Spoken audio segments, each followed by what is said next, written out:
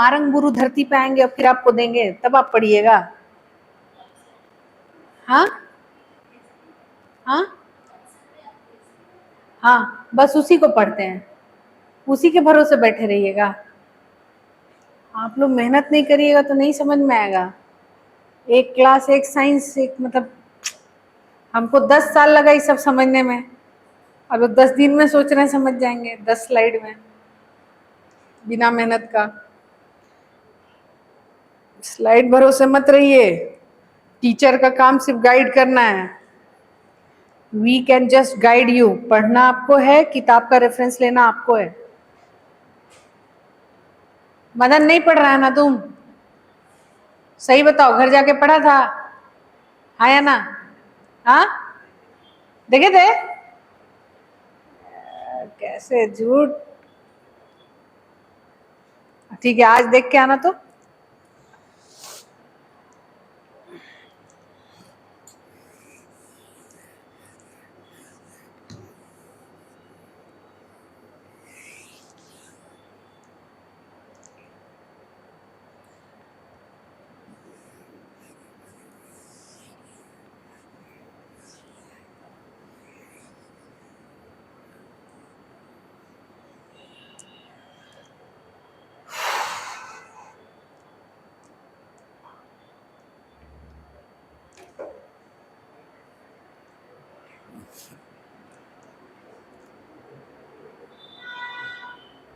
आप लोग के लिए नोट्स बना दें?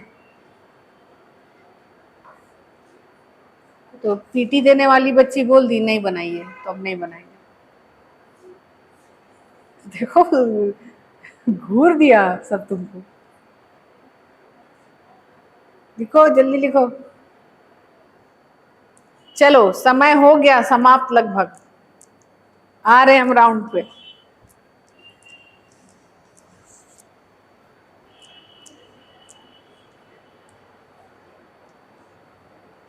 मैडम, ओहो ठीक है। ओ,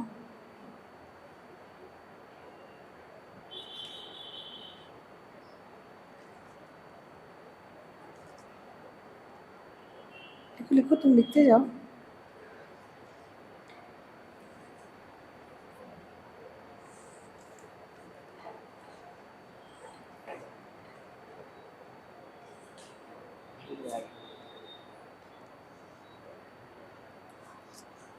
मेरा नाम बदनाम कर दिए।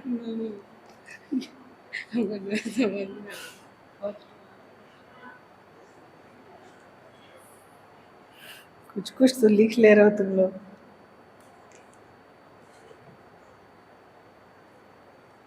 खुद से राइटिंग प्रैक्टिस किया करो। आकर्षण, कहाँ से लिखना चल रही? यहाँ से, यहाँ से। Hand loses, very good, good, ठीक है, सही जा रहे हो। क्या नाम है आपका? अमन। है नंदन, तुम्हारा टेंशन हो रहा है जी। हाँ, मोनोसेक्राइड।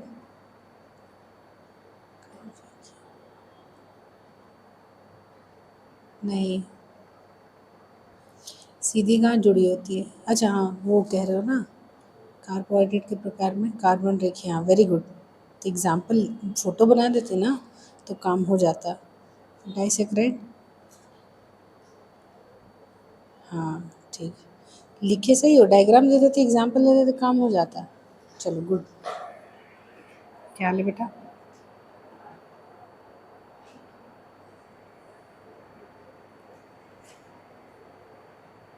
यहाँ एग्जाम्पल देते, ग्लूकोज है ना, डैश देखिए, ग्लूकोज ऐसे लिख देते।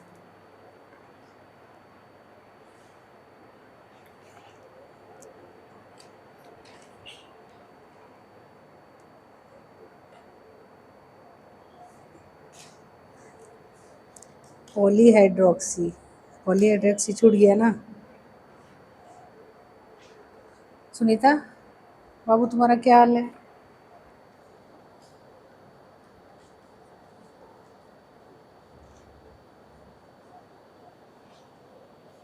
यहाँ तो ठीक चल रहा है। इधर एग्जाम्पल लिख देती, इसको लिख देती एग्जाम्पल, उदाहरण ग्लूकोज, इसको ग्लूकोज प्लस ग्लूकोज गैलेक्टोज, ये sorry glucose plus glucose maltose. Ma'am पहला क्लास है, समझ में नहीं। अच्छा पहला क्लास है क्या? जॉन, जॉन सीना, क्या हाल है तुम्हारा?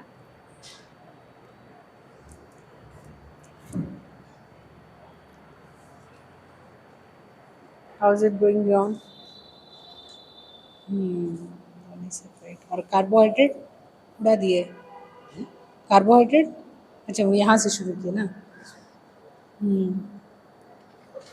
इसका पहले बताओगे ना होता क्या है, ये बताना होगा ना कि पॉलीहाइड्रोक्सी कीटोसिस एंड एंडोसिस होता है। ये पहले स्टार्ट वैसे करेंगे ना, है ना? आपका क्या हाल है संजना? सुना जी, कार्बोहाइड्रेट गुड। यहाँ बताओगे नहीं होता क्या है? Polyhydroxy ketoses and aldoses. Polyhydroxy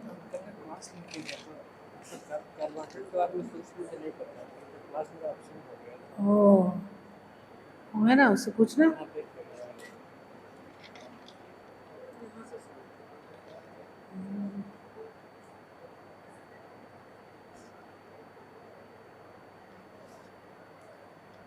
वाह, प्रतिमा की कॉपी जरूर देखिएगा।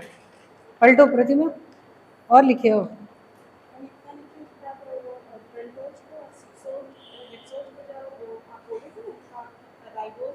हाँ हाँ हाँ, रेप्लिकेशन डीएनए में मौजूद होता है। हाँ,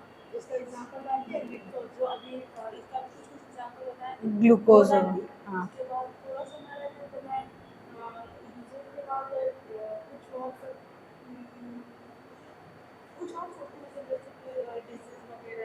हाँ ठीक है। क्या लगा तुम्हारा? अरे बाप रे, ऐसे कैसे चलेगा? तुम्हारा क्या हाल है? ठीक है, क्योंकि उसको भाषाई तौर पे लिखने आना चाहिए। देखिए, अगर आप नहीं लिख पा रहे ना, तो इसका साफ साफ है ना कि आप किताब नहीं पढ़ रहे हैं। सेंटेंस बनाने के लिए किताब पढ़ना जरूरी है। किताब में भाषा को साइंस के साथ जोड़ के व्याख्यान दिया होता है, उसको पढ़ेंगे तो आपको याद रहेगा कि शब्द कैसे बनाना है, सेंटेंस कैसे बनाना है। चीजों को समझ तो लिए, लेकिन उसको व्याख्यान कैसे उसको देना है। ठीक है, तो ये किताब पढ़ने से आएगा, है ना? ठीक है, तो क्यों नहीं कर रहे हैं? कल हम लेंगे टेस्ट मंडे को, जितना पढ़ाया सबसे, और जो एब्सेंट किया उसका नाम लिखेंगे, जिस दिन भी आएगा उस दिन टेस्ट लेंगे। ठीक है, मंजूर? या सरप्राइज अचानक से पकड़ेंगे उसको? अब मेरा फोटोग्राफिक मेमोरी है, देखो मेमोरी में ही ड्रग खोजे हैं कि बुद्धि कैसे तेज करना है। हमको सब कुछ याद आता है ना, फोटो खींच लेती है जो। चलो दिखाओ, कोशिश तो किए ना, लेकिन अच्छा नहीं है, और बेहतर करिए। आपका क्या हाल है? अरे कैसे होगा, थोड़ा हिम्मत करो यार। हाँ तो ठीक तो लिखी हो।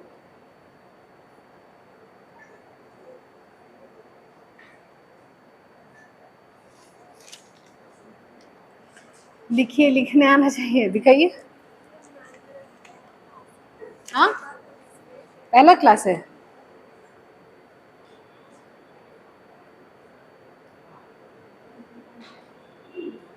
तो हम प्रोटीन के बारे में थोड़ी पूछे, कार्बोहाइड्रेट के बारे में पूछे थे, है ना? और कोशिश करिए, है ना? आपका दिखाइए।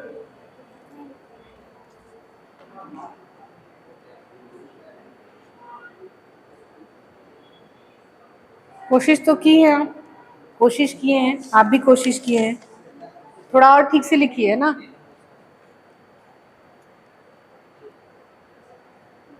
क्या चल रहा है आपका?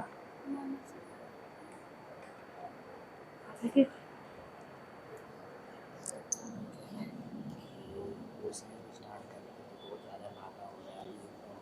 क्या चीज़ का? कहते हैं ना कि आज कल के हिसाब ले लीजिएगा, हम्म, उसको लेके बोल रहे थे थोड़ा ज़्यादा गैप जल्दी जल्दी कंप्लीट करना अच्छा अच्छा, तो आज के लिए छोड़ दिए, कल लाते हैं। है कल एक है कल हम आ पाएंगे तो ना, लेट में रख दीजिएगा शाम संडे को में। ले लीजिएगा डायरेक्ट संडे को ले ले रहे।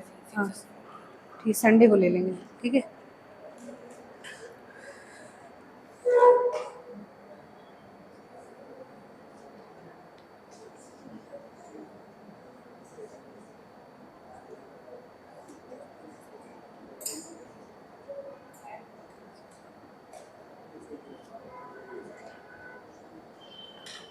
ठीक है, बढ़िया लिख रहे थे, और लिखते। ठीक है, 2 ही 4 कॉपी है जो ठीक है। आकर्षण, प्रतिमा, अजय का भी मतलब कल का क्लास एब्सेंट करने के बावजूद ठीक है। और 2 4 कॉपी इसका भी ठीक है। आप काम नहीं चेक किए, कैसा चल रहा है? पता है कोई फायदा नहीं होगा इस क्लास का, खाना पूर्ति हो रहा है। मेहनत करिए, हम इतना मेहनत से स्लाइड बनाते हैं। पता है एक स्लाइड बनाने में कितना टाइम लगता है? Can you imagine? 5 मिनट, 1 घंटा।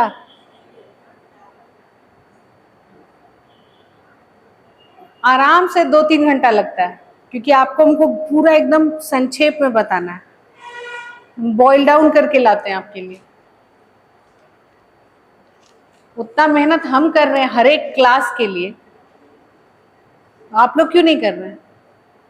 कौन सा डायग्राम खोजना होता है इंटरनेट पे, कौन सा सही है कौन सा गलत है।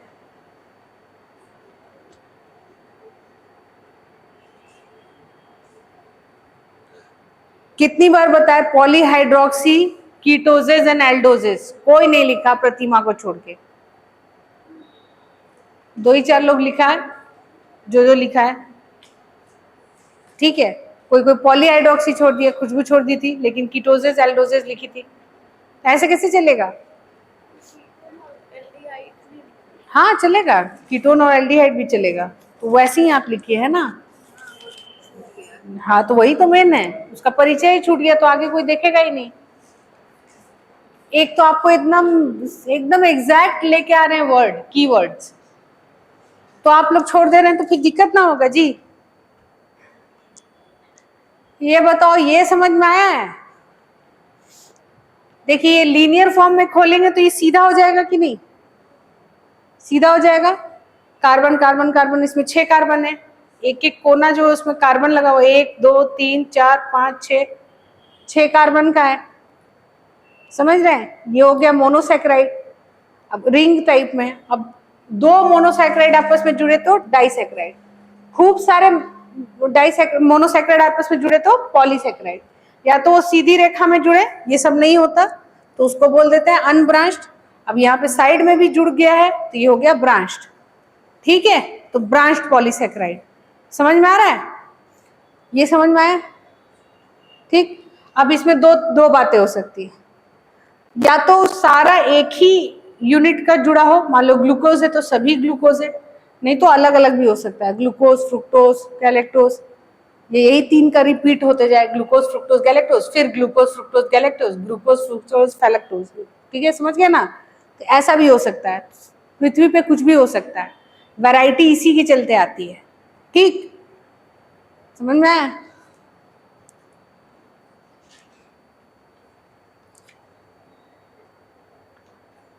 ये आपको एक बेहतरीन एग्जांपल दिखा रहे थे, देखिए तीनों ही चारों में ही ग्लूकोज ही है, लेकिन ग्लूकोज का जुड़ने का स्टाइल, पॉलीमराइज होने का स्टाइल, पॉलीमर मतलब खूब सारा एक ही जैसा आपस में जुड़ गया हो तो पॉलीमर बोलते हैं।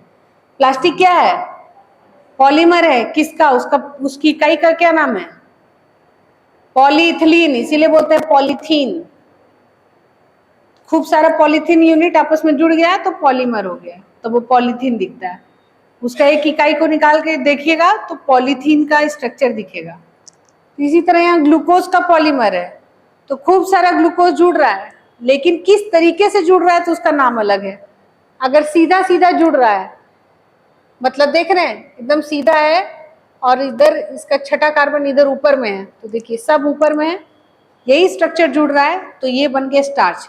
लेकिन अगर एक ग्लूकोज को दूसरा ग्लूकोज को उल्टा पलट दीजिए, उल्टा कर दीजिए, पलट दिए तो देखिए CH ऊपर चला गया, ये वाला नीचे आ गया, नीचे आ गया, तो सीधा उल्टा, फिर सीधा उल्टा, सीधा उल्टा, ये कैसा हो गया?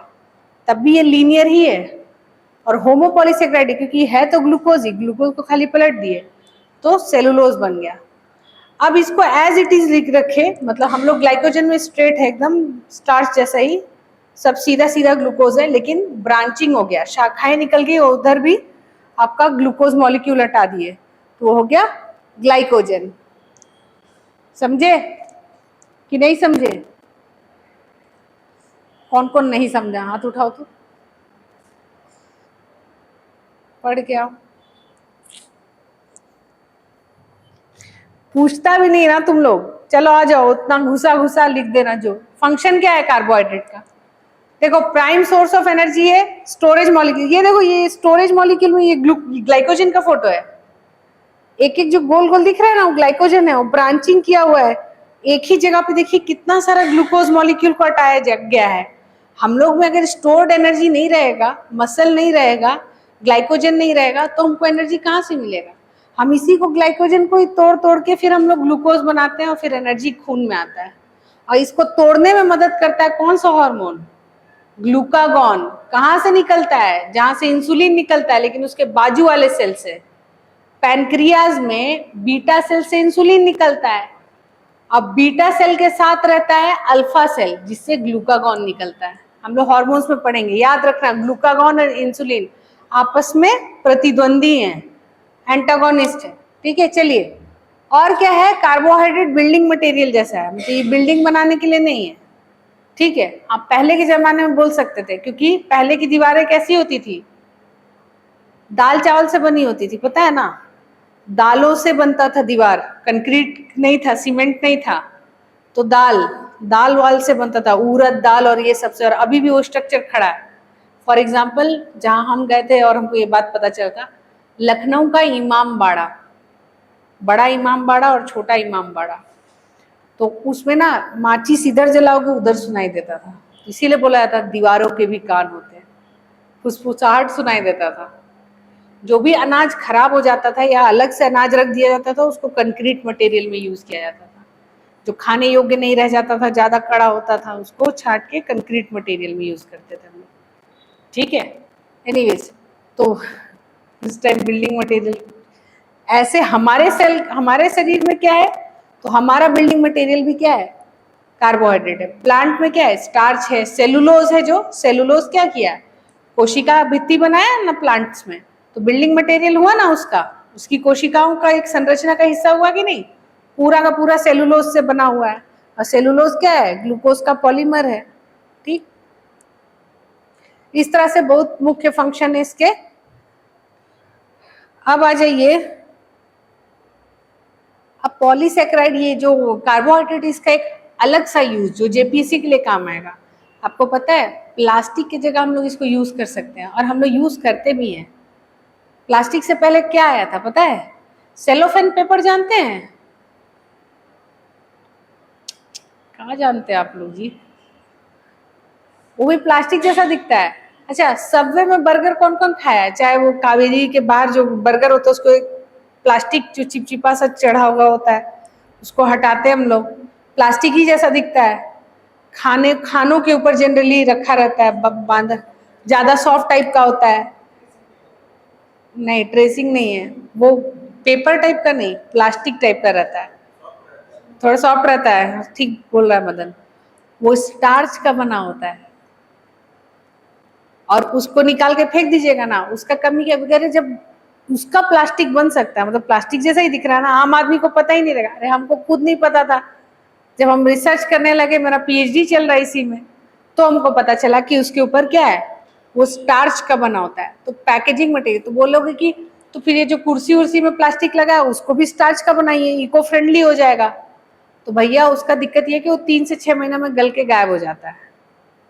तो पुराने जमाने में जब प्लास्टिक नहीं खोजा गया था तो सेलोफेन को ही खोजा था, और खूब उसको प्रचार किया गया था। कैंडी वगैरह उस सबको ढकने में बहुत मदद करते हैं। जो भी इमली भी आता है, देखे हो ना, उसके ऊपर एक प्लास्टिक लगा रहता है चिपचिपा हुआ, वो भी स्टार्च का बना होता है, ताकि फूड पार्टिकल हमारा खराब ना हो। ठीक है, तो हम ये बोल सकते हैं कि कार्बोहाइड्रेट एक पैकेजिंग मटेरियल की तरह यूज हो सकता है। इस पे और शोध हुआ तो हम लोग प्लास्टिक को भी रिप्लेस कर सकते हैं, ये बात बोल सकते हो, ठीक है। और हाँ, बहुत सारे कार्बोहाइड्रेट जो है वो पैकेजिंग मटेरियल के लिए यूज होते हैं। For example cellulose, non cellulose और हेमी सेलुलोज। सेलुलोज का भी हम लोग प्लास्टिक या कवरिंग बनाते हैं जिससे हम लोग कवर करते हैं। एल्युमिनियम फॉइल यूज होता है ना खाना पैक करने में, उसको बंद कर दीजिए अगर यूज करते हैं तो, वो बहुत खराब होता है। एल्युमिनियम का बर्तन में नहीं खाना चाहिए, ठीक है, वो जहर जैसा होता है, टॉक्सिक होता है, इसलिए जितना भी कैदी लोग है सब वो एल्युमिनियम में खाता है, ठीक है, खाओ तुम मरो, है ना। तो एल्युमिनियम का बर्तन तो, और हम लोग क्या कर रहे हैं, एकदम फैशन होके एल्युमिनियम का फॉइल में लपेट के लेके आ रहे हैं, वो नहीं होना चाहिए। अभी आता है बटर पेपर या फिर आता है हेमी सेलुलोज, सेलुलोज का पेपर। और सेलुलोज क्या है, जिस किताब कॉपी पे आप लिख रहे हैं दैट इज सेलुलोज, प्लांट का पल्प से बना है ना कागज। तो देखिए कार्बोहाइड्रेट का यूज, तो लिख दीजिएगा जिस पेपर को आप पढ़ रहे हैं वो भी कार्बोहाइड्रेट का बना है, तो ध्यान रखें, मार्क्स दे दें, है ना। ठीक है, तो आप जान गए कि जो भी बुक्स कॉपीज हैं वो कार्बोहाइड्रेट की बनी है, मनुष्य उसको ऐसे यूज कर रहा है। पैकेजिंग में भी मदद आ रहा है, there are many packing papers. अब स्टार्च जो कि कॉर्न और मक्का जब खराब होने लगता है, जो खाने योग्य नहीं रहता, उससे फिर स्टार्च से हम लोग सेलोफेन पेपर बनाते हैं। अब देखिए जो काइटिन, काइटोसैन, जो काइटिन है, काइटिन भी क्या है, कार्बोहाइड्रेट है। और काइटिन कहाँ पाया जाता है, प्रॉन्स में, उसके कवर में कठोर सतह जो है वो काइटिन का बना होता है। काइटिन से काइटोसैन निकालते हैं हम लोग। काइटोसैन को भी बहुत जगह यूज करते हैं हम लोग, या चाइटोसैन बोल लीजिए, है ना। ये सब यूज होता है एनिमल बायोपॉलीमर की तरह, ठीक। मेरी एक स्टूडेंट इसी पे काम कर रही है, वो क्या कर रही है, हनी बी छत्ते से वो पॉलीमर निकाल रही है जिससे वो कवरिंग बना सके फूड मटेरियल का, ठीक है। छत्ता जो बच जाता है हनी निकालने के बाद वो तो फेंका जाता है, तो आप उसको यूज कर सकते हैं बहुत सारा मटेरियल बनाने में। और उसको वाटर फिल्ट्रेशन में अगर आप डालिएगा, नदियों में छोड़ दीजिएगा, तो जितना भी उसमें गंदगी है सब उसको सोख लेगा, इतना पावरफुल होता है हनी को, ठीक है। तो एनीवेज, तो वो भी छत्ता जो है वो भी क्या चीज का बना है, कार्बोहाइड्रेट का है, ठीक है। अब आ जाइए एल्जीनेट्स, ये सब ना एल्गा से निकाला हुआ कार्बोहाइड्रेट है जिससे हम लोग जेल वगैरह बनाते हैं, खाने वाला जेली बेली आता है ना, टॉफी, सब जेलीज, टॉफी, कैंडीज हम लोग इसी से बनाते हैं। तो कार्बोहाइड्रेट का देखिए खाने के रूप में तो होता ही है, आप सीधे लिख सकते हैं। मैक्सिमम हर एक पौधों में क्या होता है, कार्बोहाइड्रेट मिलता है, हम लोग भोजन के रूप में यूज करते हैं, पैकेजिंग मटेरियल यूज करते हैं, हम लोग जेल बनाते हैं, और हम लोग कॉपी किताब इंडस्ट्री, पेपर इंडस्ट्री में काम आता है, ये सब लिखे। शरीर में क्या यूज है, एनर्जी प्रोवाइड करता है, प्रोटेक्शन प्रोवाइड करता है, जैसे सेलुलोज सेल वॉल बनाता है, और क्या है, दो कोशिकाएं आपस में कार्बोहाइड्रेट के द्वारा बात करती हैं, ठीक है, सिग्नलिंग मॉलिक्यूल, इस तरह की चीजें चलती हैं। और क्या है,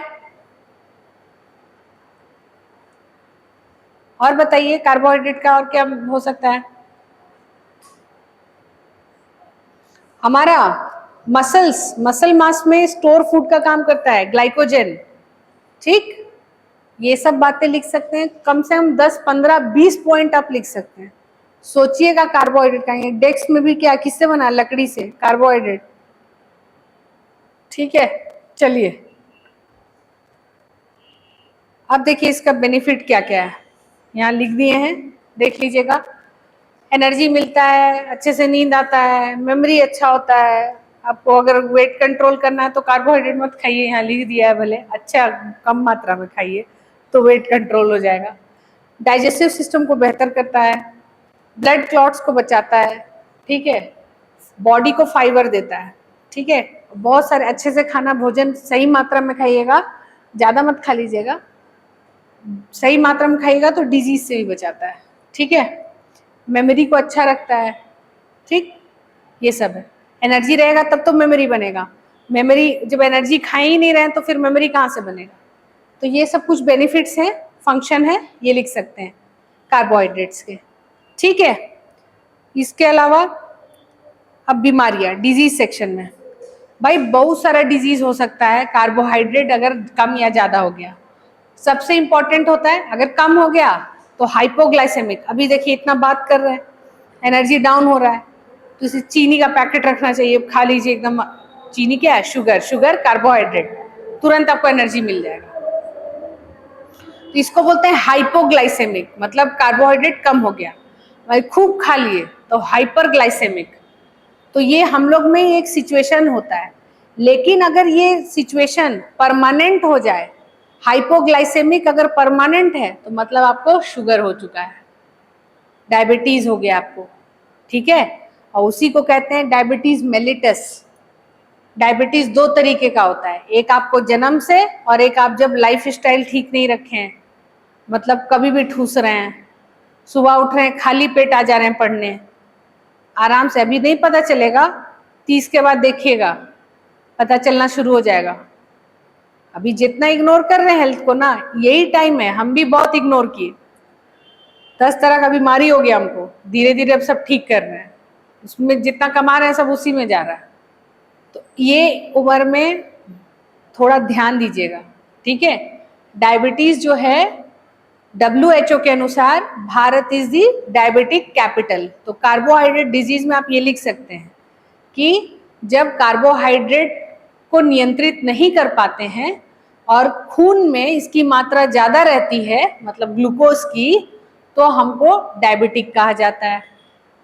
डायबिटिक कहने के लिए कितना होना चाहिए? What is the range? Fasting sugar कितना और आफ्टर फूड कितना होता है शुगर? बताइए कोई। अब देखिए ज्यादा ही खा लिए, ग्लाइकोजन हो गया, ग्लाइकोजन ज्यादा ही संभालिए तो ग्लाइकोजन स्टोरेज डिजीज भी हो जाता है। हर चीज एकदम ना ज्यादा ना कम, ज्यादा किए तो बीमारी हो जाएगा भाई। ज्यादा प्रोटीन मास भी ठीक नहीं होता है। जो एंडूरा मास और ये सब लोग खाते हैं ना प्रोटीन पाउडर, और उसके बाद घर में बैठे रहते हैं, एक्सरसाइज नहीं कर रहे हैं या लिफ्टिंग नहीं कर रहे हैं, तो वो स्टोर होने लगता है। सोचते हैं कि अरे प्रोटीन खाना ही है आज, तो आज घोल कैसे पी लिए, छोड़ दिए, तो वो ग्लाइकोजन स्टोरेज डिजीज हो जाता है उनको। तो ये भी खराब है। बोलेंगे प्रोटीन से आप कैसे कर रहे हैं ये? तो प्रोटीन जो है उसके साथ वे भी मिला होता है। तो वे क्या है तुम्हारा? कार्बोहाइड्रेट कॉम्बिनेशन में आता है। कभी भी प्रोटीन जो है आइसोलेट्स आते हैं, प्रोटीन आइसोलेट्स जो होते हैं उसमें प्योर प्रोटीन होता है, वो खाते हैं जो बॉडी बिल्डर्स होते हैं। और आइसोलेट्स बहुत महंगे आते हैं कि फूड में से सिर्फ प्रॉपर प्रोटीन निकाल लिया, बहुत महंगा आता है, 8,000 रुपये का 2-3 kg आता है, GNC और ये सब का। क्या सही बोल रहे हैं जॉन? पता, ठीक है। तो इस तरीके का भी चीज होता है। डायबिटीज मेलिटस में देखिए क्या है, नॉर्मल ब्लड शुगर लेवल क्या है, फास्टिंग बताइए, कुछ नहीं पता आप लोग को। ये क्या है, एक अधिकारी बनने के लिए तो अधिकारी को क्या ना, हर एक आम आदमी को भी पता होना चाहिए कितना होता है।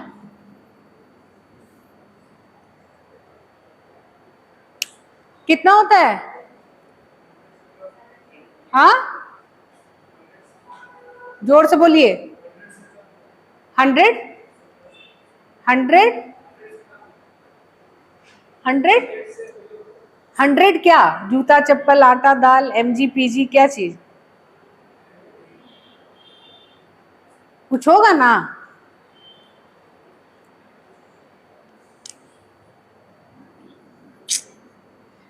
क्या जी, ये आम जरूरी। आपने पढ़ाई की है कि नहीं 12th तक? पढ़ाया क्यों जाता है? ताकि वो अपना जीवन अच्छे जी सकें।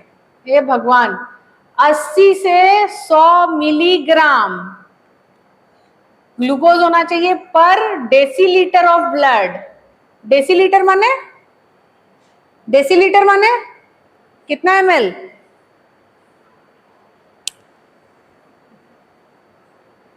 ये बाबा तू लोग फिजिक्स पढ़ रहा है। 1 लीटर बॉटल दो तो इधर, बस 2 मिनट। कुछ नहीं आता है, ऐसे कैसे हो गया? 1 लीटर का है ना बॉटल, डेसीलीटर क्या हुआ? ये बॉटल को फुल पानी भर देंगे और इसका 10 भाग करेंगे तो उसको बोलेंगे डेसीलीटर, एक पार्ट को डेसीलीटर। तो कितना ml कितना होगा? 100 ml, 100 ml हुआ ना? तो 100 ml में कितना होना चाहिए? 100 ml तुम्हारा खून निकाल लेंगे। 100 ml अब जान गए ना, इसका 10 भाग करोगे तो इतना इतना इतना इतना 10 भाग कर दो तो 100 ml हो गया ना, इतना हो जाएगा 100 ml। ठीक है, तो 100 ml में कितना ग्लूकोज होना चाहिए, कितना ग्राम? 80 से 100, चलो मान लेते हैं 100 कर लेते हैं, तो 100 मिलीग्राम पर 100 ml। मिलीग्राम को ग्राम में कितना लिखेंगे?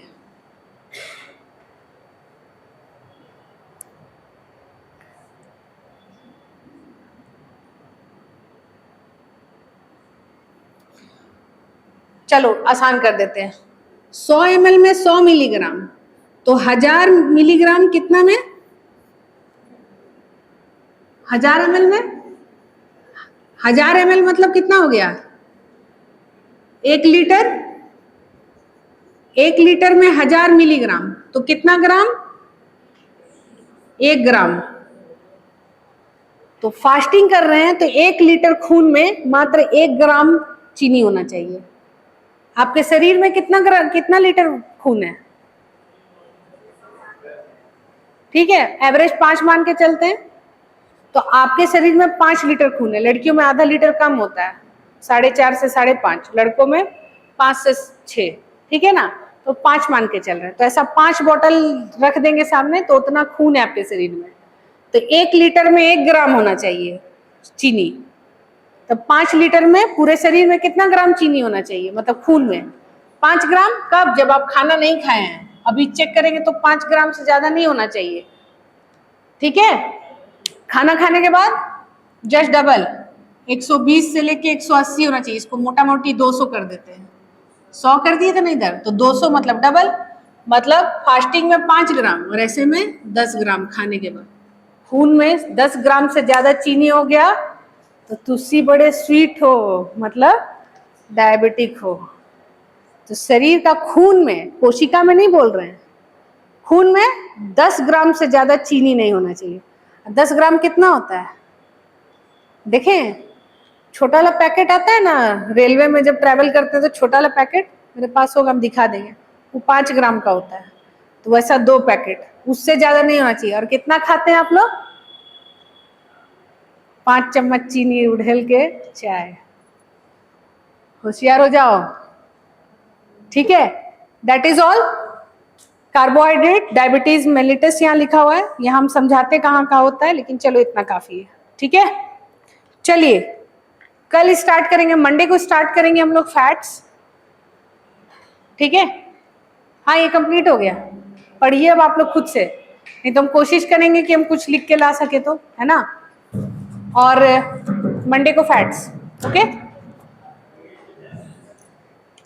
अभी दे देते हैं, ले लो खड़ा होके, आओ।